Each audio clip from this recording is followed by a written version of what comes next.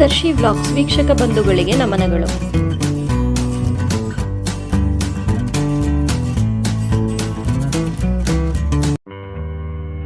ಸಲಹೆ ಕೊಡುವವರೆಲ್ಲ ಸಹಾಯ ಮಾಡಲ್ಲ, ಕರುಣೆ ತೋರಿಸುವವರೆಲ್ಲ ಕಷ್ಟಕ್ಕೆ ಆಗಲ್ಲ. ನಮ್ಮ ಜೀವನ ನಾವೇ ನೋಡಿಕೊಳ್ಳಬೇಕು. ಸ್ವಾರ್ಥಿಗಳ ಪ್ರಪಂಚದಲ್ಲಿ ಯಾರಿಗೇ ಯಾರೂ ಇಲ್ಲ.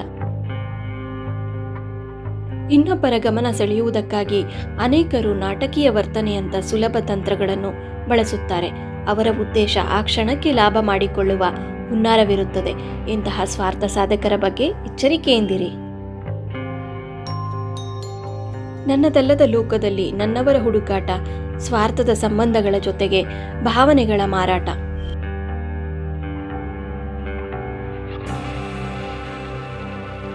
ನಂಬಿ ಬದುಕುವುದು ಬೇರೆ, ನಂಬಿಸುತ್ತಾ ಬದುಕುವುದು ಬೇರೆ. ನಂಬಿ ಬದುಕುವುದರಲ್ಲಿ ಪ್ರೀತಿ ಇರುತ್ತದೆ, ನಂಬಿಸುತ್ತಾ ಬದುಕುವುದರಲ್ಲಿ ಸ್ವಾರ್ಥ ಮಾತ್ರ ಇರುತ್ತದೆ.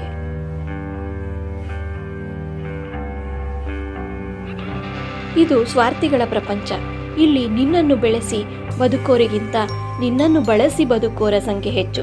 ಇವರು ನಮ್ಮೋರು ಅನ್ನೋ ನಂಬಿಕೆ ನಿನ್ನಲ್ಲಿನ ಮೊದಲ ಹುಚ್ಚು.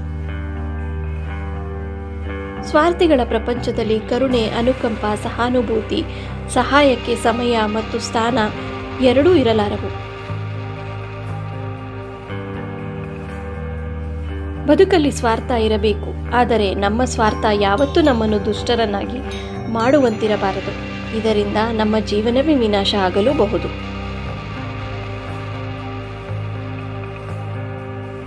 ನಮ್ಮ ಸ್ವಾರ್ಥ ಎನ್ನುವುದು ಬೇರೆಯವರನ್ನು ಬಳಸಿಕೊಳ್ಳುವುದರಲ್ಲಿ ಇರಬಾರದು.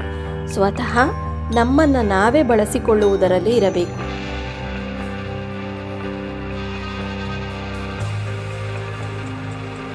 ಮರೆತು ಹೋಗುವ ಮುನ್ನವೇ ಮರೆಯಾಗಿ ಬಿಡಬೇಕು ಸ್ವಾರ್ಥ ಮನಗಳ ದುರುಳ ಸಹವಾಸದಿಂದ.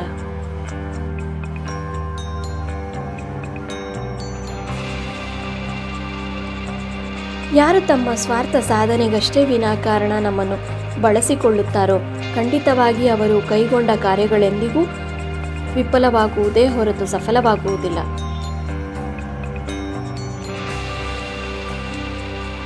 ಪ್ರತಿಯೊಂದು ಸಂಬಂಧದ ಮೂಲವು ಸ್ವಾರ್ಥವೇ. ಸಮಯ ಬಂದಾಗ ಅದರ ಉದ್ದೇಶ ತಿಳಿಯುತ್ತೆ ಅಷ್ಟೆ.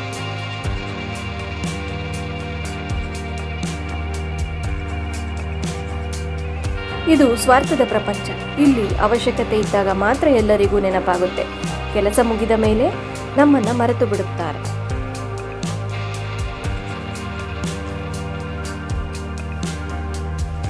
ಎಲ್ಲರಿಗೂ ಅವರ ಸ್ವಾರ್ಥ ಮಾತ್ರ ಬೇಕು. ಬೇರೆಯವರ ಇಷ್ಟ ಕಷ್ಟಗಳು ಯಾರಿಗೂ ಬೇಕಾಗಿಲ್ಲ.